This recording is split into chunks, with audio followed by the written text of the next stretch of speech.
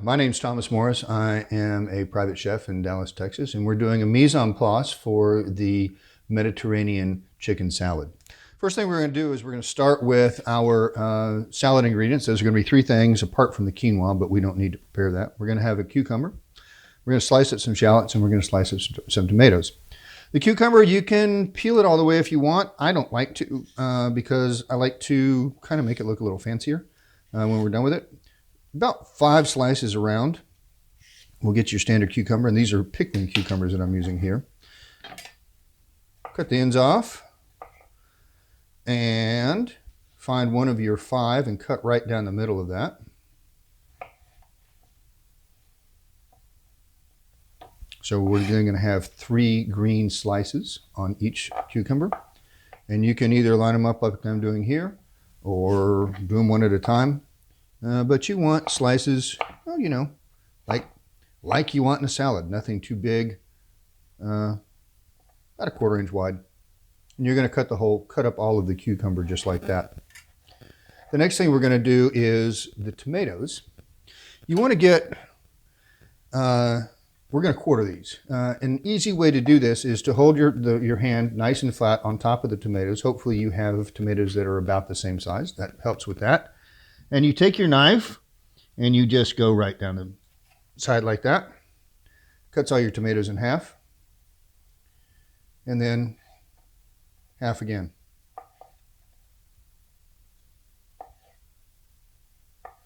And so now we have some nice quartered tomatoes. And then finally we're going to have some shallot. Just like you're doing a regular onion with this. Except for with our shallot, or because of the way that we're going to use it in this preparation, we're going to cut things pretty thin, pretty small. So I'm going to take my shallot, I'm going to make some really small incisions here. These are about just over 1/16 of an inch apart. So you could fan it out like that if you wanted to. It's not what we're doing today. And then about the same size on the end on that. And then we get our little shallots looking like that. Next thing we're going to do is our dessert preparation. Our preparation is going to involve some honeyed ricotta and whatever fruit is available. Hopefully, when we do this, we're having figs, but you never know. Figs, real simple, right? We're just going to star them nice and pretty. Peach is another thing we might have, or some sort of stone fruit like this. And I'm going to show you a couple different things we can do. One thing we might do is just your standard peach slice, right? So we're going to twist out that and then cut it into as many pieces as we might want. Pretty simple. The other thing we might do, if you want to be fancy about this, is make some really thin slices. Almost to the point where they're translucent.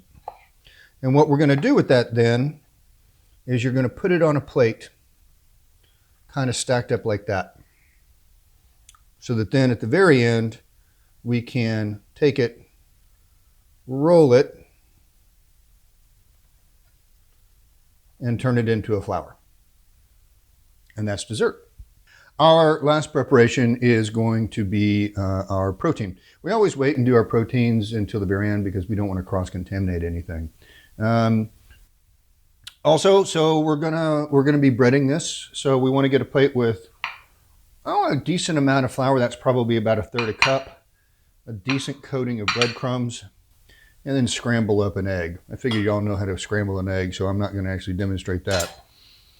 Then we're going to make certain that our chicken cooks in a uniform fashion.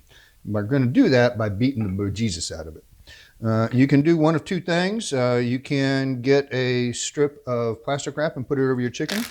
Or, this is kind of how I like to do it because it's a little more sturdy. Make certain you've got the air out of a bag like that so that it doesn't just explode on you. Also make certain you have your chicken on a cutting board. We don't want to accidentally crack our granite. And we're just going to pretty aggressively